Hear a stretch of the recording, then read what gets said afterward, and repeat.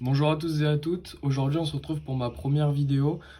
Pour ma première vidéo, ça sera un report de mon CMS. Rapidement, moi je suis un joueur qui a débuté il y a un mois et demi Dragon Ball Super Card Game, et le CMS était mon premier vrai et gros tournoi. Donc pour ce tournoi, j'ai décidé de jouer Bulma, la leader BT8 commune. Donc elle a un effet qui est assez simple et qui est assez fort, je trouve. Elle donne bloqueur à tous les Saiyans éthériens dans la zone de combat, sans condition. Et une fois par tour en non éveillé, elle permet de piocher une carte, deux cartes en phase éveillée, sans condition non plus. Donc ça fait vraiment énormément piocher, ce qui est très bien. J'ai décidé de jouer un deck bicolore, jaune-rouge. Donc avec 4 Whis, le spectateur en énergie multicolore. 4 super combos Bulma, bienfaitrice de l'ombre. Ça a été une erreur, honnêtement. J'aurais dû jouer le Sangoten, super combo, parce que vous verrez, je joue une carte qui me permet de récupérer des Saiyans dans ma main. Ça, c'est à changer. J'aurais dû jouer le Goten, je ne sais plus de quel BT, mais super combo. Deux pans conseillère gorille. Très honnêtement, ça aussi c'était une erreur quand j'ai conçu mon deck. J'aurais pas dû les monter. Je me suis dit au cas où, si jamais je dois relever certaines cartes. Sauf que j'ai jamais éveillé ma Bulma à 2 PV. Donc du coup, je me suis jamais retrouvé à cast gratuitement la pan, et j'avais jamais vraiment l'énergie pour la hardcast. Du coup, elle est tout le temps partie en énergie ou en défausse. Ça, je changerai, euh, notamment contre des Bardock Championship 2020.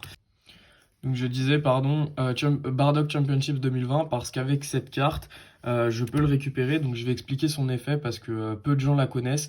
Cette carte, elle permet de remettre un Saiyan ou un Terrien, rouge ou jaune, peu importe le coût d'énergie de sa zone de dispersion, sous son deck, et de récupérer un Saiyan rouge ou jaune, et de 3 ou moins, et de le remettre dans sa main. Donc du coup, c'est très fort pour récupérer notamment le Bardock Championship 2020 que j'ai juste à côté, qui est Saiyan et qui permet de refaire une contre-attaque et un bloqueur. Et pourquoi j'aurais dû jouer les Goten en super combo et pas les Bulma? Parce que ça permet notamment de cycler un super combo. Donc cette carte est très bien, notamment pour remettre des cartes sous le deck quand elles partent en zone de dispersion, ou pour récupérer des super combos ou des cartes de swap, parce que oui, je spoil un peu, mais je joue swap. J'ai mis un roi Vegeta et Vegeta lignée royale avec apparition jaune. Quand elle arrive, elle met KO une carte de 3 ou moins en inertie et elle pioche une carte. C'est une très bonne carte, j'aurais peut-être dû la jouer en plus. Mais l'avantage c'est que du CMS, c'est que je me suis rendu compte des forces et des faiblesses de mon deck. Euh, donc ça, c'est fini pour les cartes de combat pur, on va dire, pour l'instant sans la base swap. Donc ensuite, là, on va passer au contre. Je joue deux Quinto, classique, très bien pour arrêter les attaques et pour les réduire au plus. Je joue 4 Kame Sennin. Kame Sennin, l'avantage c'est que il a le tag univers 7 et ça fait une contre-attaque qui arrive avec bloqueur pour un. Donc pour un, tu contres l'attaque, ça attaque ton leader, tu bloques. Donc pour un, tu as une contre-attaque et un bloqueur. Dans la même optique, je joue 4 Videl duo héroïque. Donc là, c'est exactement le même intérêt, hein. Pour un, en rouge, tu contres et tu bloques. Voilà, je joue 3 Champal Arnaqueur parce que c'est une excellente contre-mise en jeu. Tu choisis, si tu as une énergie bicolore, donc vu que je joue les Whis, c'est parfait, elle te coûte que 2. Tu choisis une carte de combat, tu la places en inertie, en ignorant barrière, et tu pioches une carte. Je joue deux contre-attaque, opposition toute puissante. Très honnêtement, je les ai jamais joués, j'ai jamais vraiment trouvé l'espace de les jouer, parce que ce qui me dérange le plus avec mon deck, c'est pas les contre-attaques, mais plus les contre-mises en jeu. Donc ça, à l'avenir, je les retirerai. Ça m'a pas été vraiment très très utile. Voilà. Et ensuite, pour finir, donc là j'en ai qu'un parce que Luc de la team m'en a prêté un, mais je jouais deux Vegeta Super Saiyan en plein point faible, donc qui arrive pour 3 et qui met moins 20 000 à tout le monde. C'est vraiment très fort. En plus, ça fait un bloqueur en plus. Donc ça c'est très bien. Et je joue 3 topos. Très honnêtement, 3 topos, je pourrais presque en jouer 4 tellement la carte est forte. Ça fait vraiment le taf contre les leaders Surge, notamment contre Broly. J'ai rencontré aucun Piccolo, j'ai rencontré 2 Goku et un Broly. Faut savoir que les topos vraiment contre le Broly c'est incroyable, hein. Ça m'a fait gagner la partie, hein.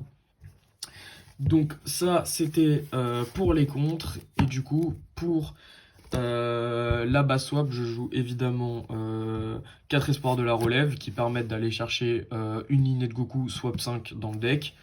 3 grand-père Gohan qui arrivent pour 1, qui ont bloqueur, qui permettent de jouer gratuitement Sangohan la dynastie intrépide. Je le joue x3, il a barrière.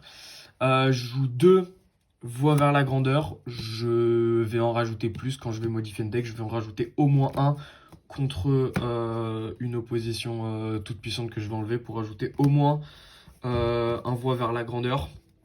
Même s'il y a 2, à part sur un match, ça ne m'a pas spécialement dérangé d'en avoir que 2. Je joue 3 summum de la suprématie. Donc summum de la suprématie très fort, quand ça arrive, ça place 3 cartes en inertie, énergie ou carte de combat. Et du coup bien sûr je joue Sangoku la puissance éveillée, la Victory Strike. C'est le but de mon deck, hein, de la ramener. Carte que j'ai tirée moi-même d'ailleurs chez Goupilla à Antony, magasin qui est géré par Olivier. C'est là où je joue personnellement et c'est vraiment une très bonne boutique. L'ambiance est très bonne et la team est vraiment très agréable. Donc je vous invite à venir nous voir si jamais ça peut vous intéresser, que vous cherchez des potes pour jouer. Voilà, donc du coup, moi j'ai fini en 4 victoires, dont une qui était un drop parce que le gars n'est pas venu, une égalité et 4 défaites. 2 contre Baby, une contre Goku Surge et une contre Demigra Agro joué par Rémi, le gagnant du CDF 2019. Donc voilà, moi ça a été une super expérience, j'ai adoré faire ce CMS, je remercie vraiment toute l'organisation pour nous avoir fourni un event d'une qualité quand même assez propre. Il y a eu quelques soucis mais bon, il y en a et il y en aura toujours de toute façon. Donc voilà, et dans l'ensemble ça a été une excellente expérience pour moi. Rapidement, si jamais vous voulez faire le deck ou que vous voulez des idées d'amélioration, moi je retirerais les deux oppositions et les deux pans conseillère gorille, et je changerais les Bulma par les Goten super combo. Donc ça, c'est facile de les remplacer par les Goten Super Combo. Ensuite, pan et opposition, ça dépend. Vous pouvez rajouter un voie vers la grandeur.